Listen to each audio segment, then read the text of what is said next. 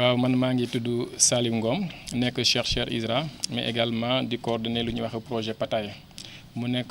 projet boo xam ne dafay yëngu ci lu ñuy wax agriculture écologique maanaam projet boo xam ne mbéy mu sell la ñu koy taxawal waaw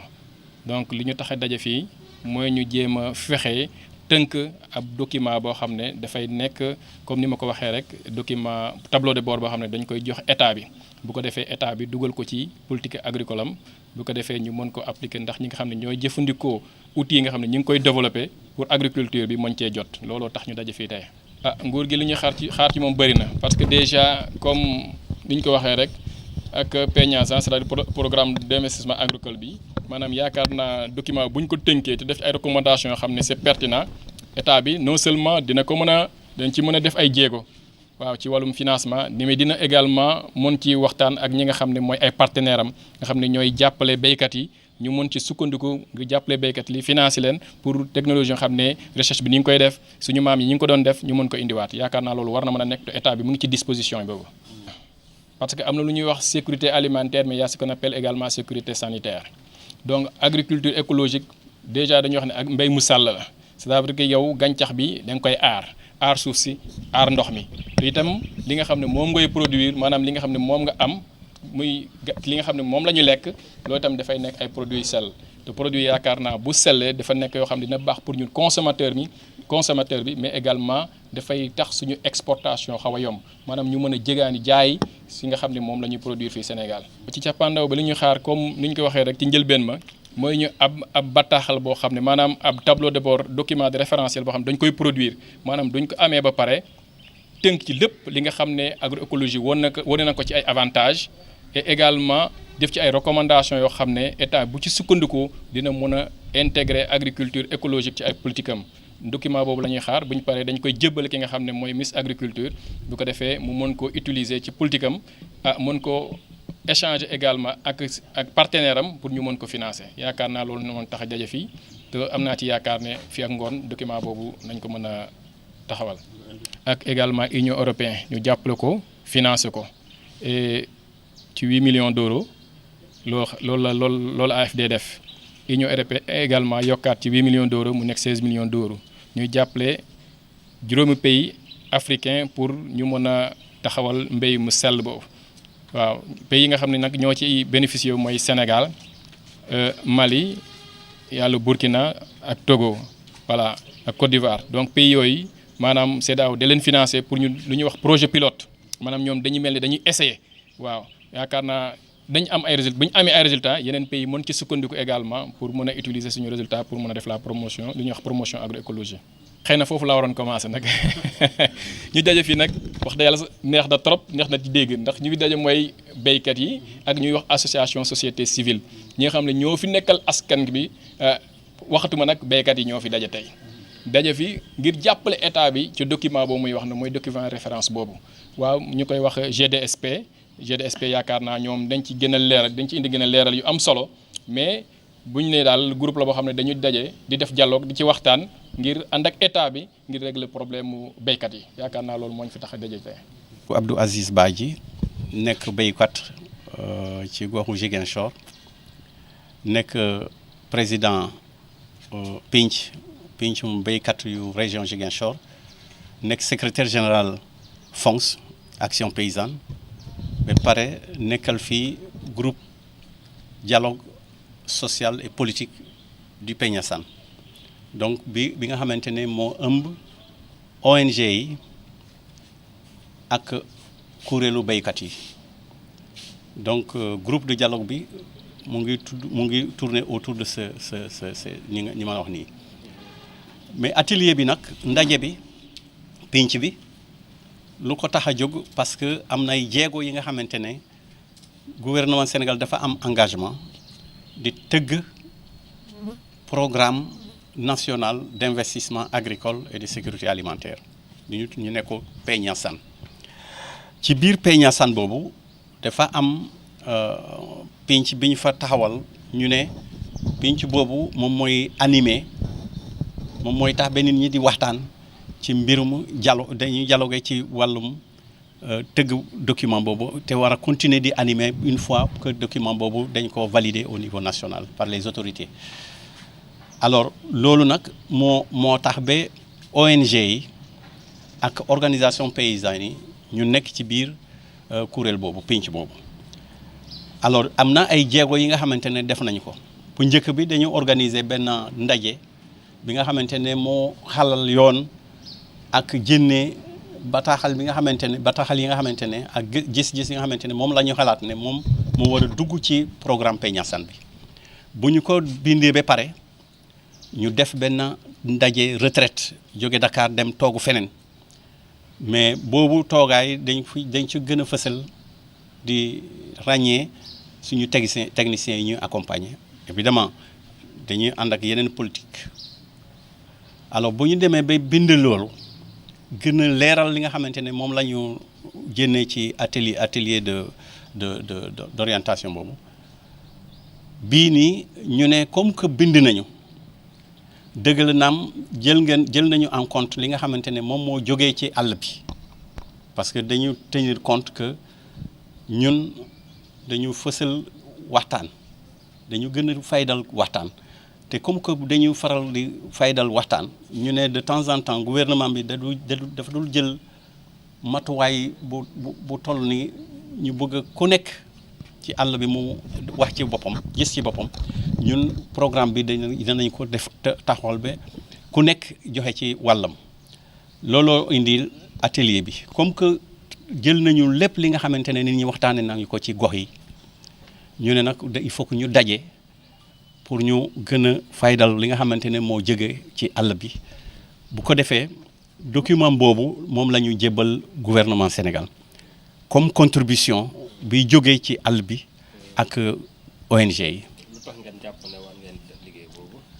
dañuy faral di gis ne programme agricole yi ou programme yi de développement dañ dul jël en compte li nga xamante ne moo nekk la réalité ci terrain te comme que noonu la gis ngeen ñi fi nekk invité nañu bépp kuréel bi nga xamante ne wallam dafa nekk ci gox yi looloo tax ISRA nekk fi looloo tax même le représentant de la CEDEAO ne fi looloo tax ministère de l'agriculture ne fi am ñeneen ñi nga xamante ne dañu leen invité pour ñu am seen baat mbaa seen gis-gis ci xalaat bi nga xamante ne moo jógee ci ONG yi ak béykat yi. loolu pourquoi ñu def ko dañuy faral di yaakaar ne liy jógee ci àll bi généralement dafa nekkul li nga xamante ne mun nañu ne scientifique dafa am caractère scientifique mais bii nag comme que ñun bëgg nañ ci gis suñu bopp même ci mise en œuvre bi il faut que caractère scientifique boobu ñu gis ko ci looloo waral atelier bi. yaakaar lool parce que programme bi nekkul programme Sénégal kese dañu ne CEDEAO liimal nañu leen am réew yi nga xamante ne ñoo bokk ci projet bi te am nañu yaakaar ne avancement bi nga xamante ne Sénégal def ko am ci société civile am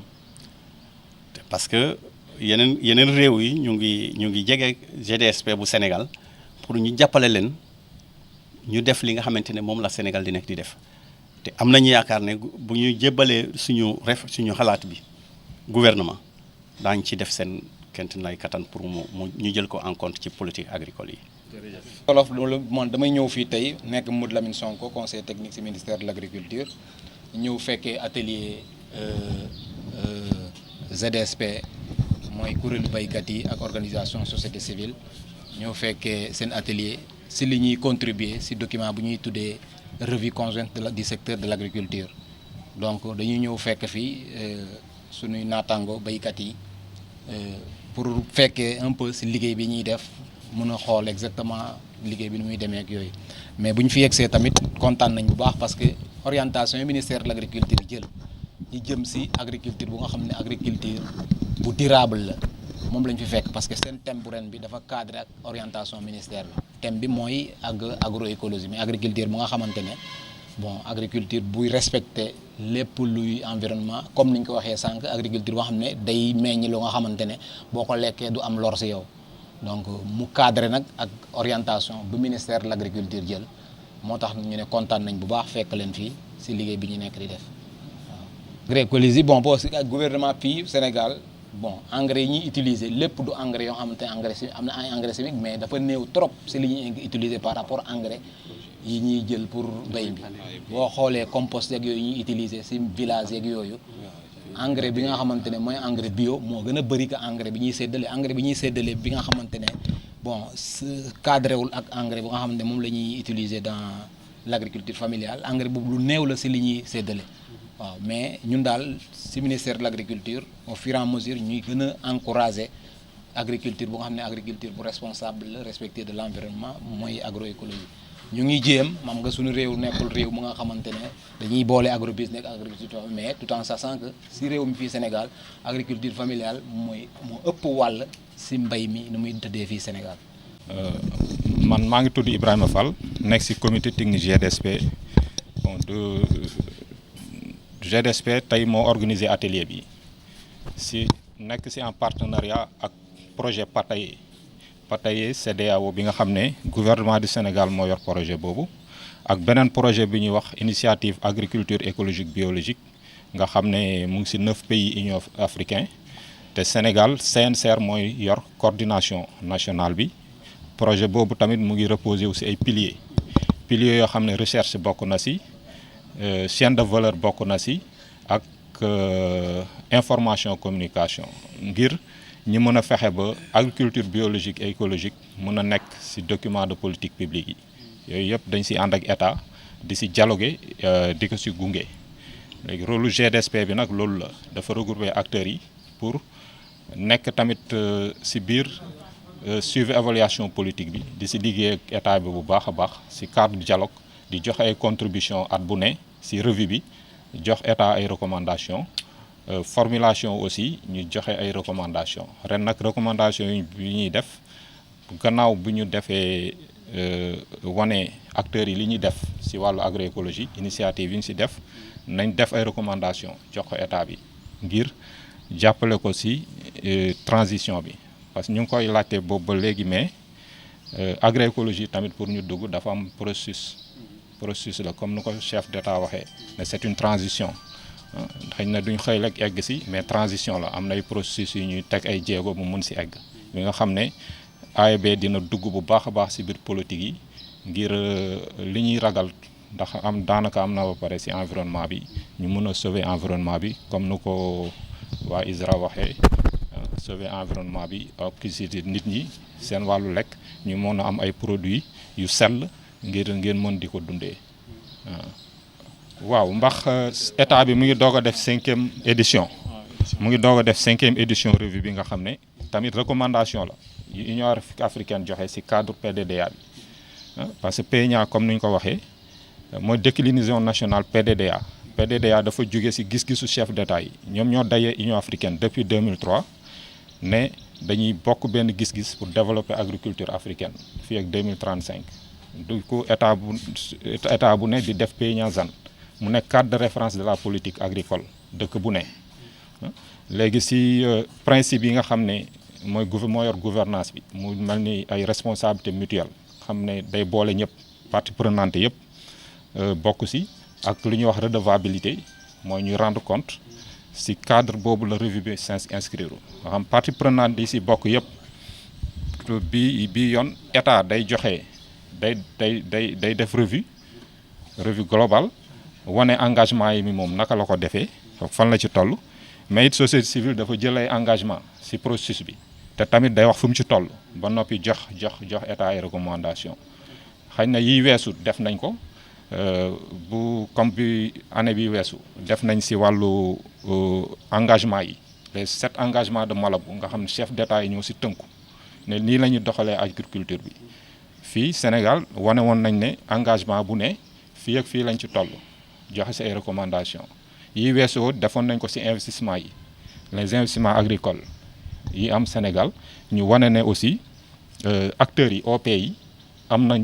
luñ ci def am na part boo xam ne def nañ ko ci investissement yooyu yëpp wane nañ ko ren nag ñu jël thème agroécologie bi pour